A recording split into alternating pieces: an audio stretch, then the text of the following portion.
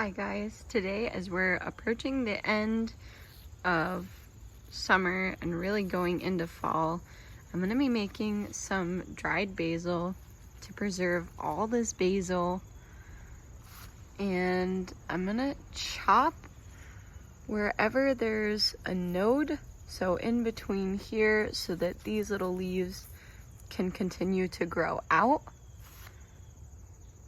and hopefully still keep producing even as we go into the colder months.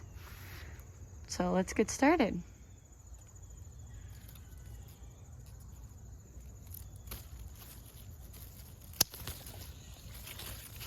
Alright, so now I've chopped a full bouquet of basil.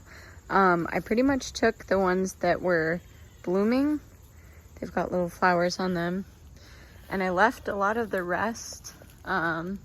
As you can tell here, these are some that I've previously cut at the node, and it comes back with smaller little basil leaves at first, and then they'll start to get bigger.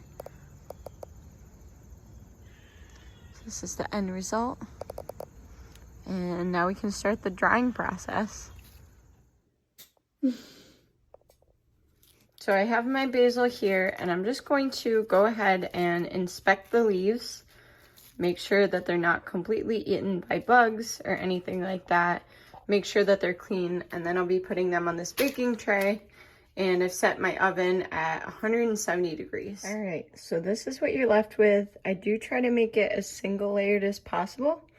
I don't wash the leaves before I put them in the oven, just because that's going to create some added moisture that'll need to dry out. But some of these leaves are huge. They're so big, and then I discard some, and then I keep the couple stems that I'm gonna place in water, and hopefully these continue to grow and maybe even grow some roots. So these will go in the oven for 2 hours. The first hour I leave the oven door open, and the second hour I leave the oven door closed at 170 degrees Fahrenheit. Alright guys, so this is the finished product. It doesn't look like much in the beginning with all those leaves that I've shrunk down to this. There's still a few leaves that need a couple more minutes. This actually only took about an hour 15 for most of them. But I'm going to go ahead and crumble up any of these super dry leaves and put them in my little jar. Alright guys, so here's the finished product. All in all, this gave about a quarter more to the jar. I really had to shove it down to fit everything in, but the whole house smelled like basil. It was a really great experience just to do when you have some downtime.